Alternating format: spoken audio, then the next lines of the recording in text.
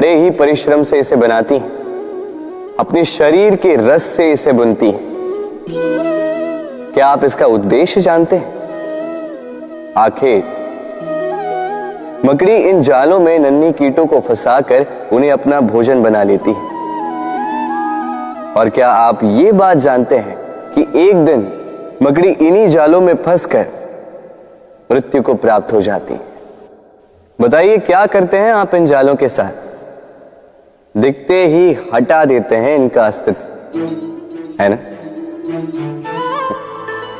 दूसरी ओर चिड़िया का घोंसला। चिड़िया भी बड़े परिश्रम से इसे बनाती है, किंतु यदि चिड़िया इसे छोड़कर चली भी जाए, उसके पश्चात भी लोग इसका विनाश नहीं करते। कारण क्या? कारण यह है कि इसका निर्माण जीवन के संचयन के लिए किया गया था, आखेट के लिए नहीं। स्मरण रखिएगा, जीवन में आपका परिश्रम कितना भी अधिक हो, यदि आपका लक्ष्य शुभ ना हो तो आपको भी विनाश पाना ही होगा।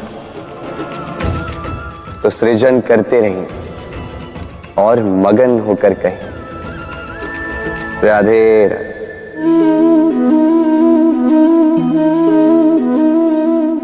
आपके विचार से मैं क्या कर रहा हूं? आप कहेंगे मैं दीपक जला रहा हूं, सही।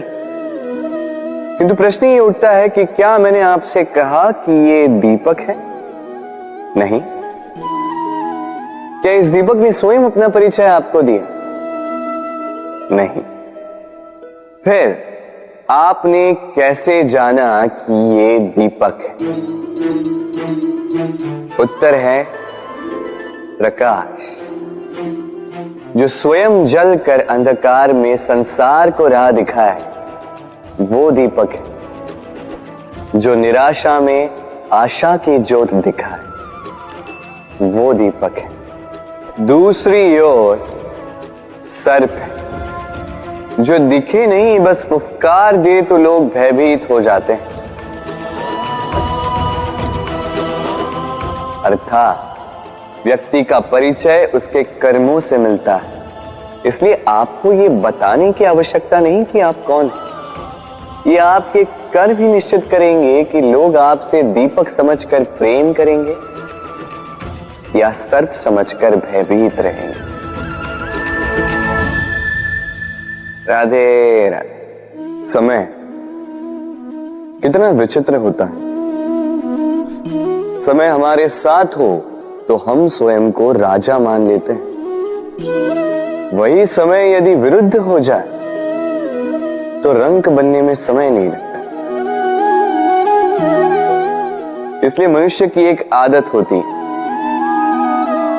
बुरे समय के लिए कुछ बचा कर रखता है। संबंधी, मित्र बुरे समय में साथ छोड़ देते हैं। यश, मान बुरे समय में चला जाता है। तो व्यक्ति सोचता है क्यों ना धन संचय कर। धन का तो कोई मन नहीं होता जो समय आने पर बदल जाए। संसार कहता है कि धन का संचयन करते रहो, बुरे समय में काम आएगा ही। मैं कहता हूं शुभ कर्म करते रहो, आनंदित रहो, स्वयं पर और ईश्वर पर विश्वास रखो, बुरा समय कभी आएगा ही नहीं। राधे राधे।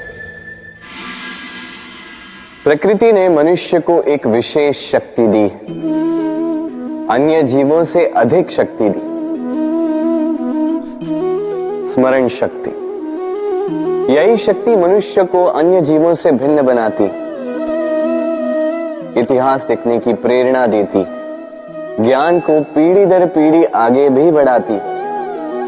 और जो भूल जाते हैं, अधिकतर रूप से वो उपहास और दया के पात्र बन जाते हैं।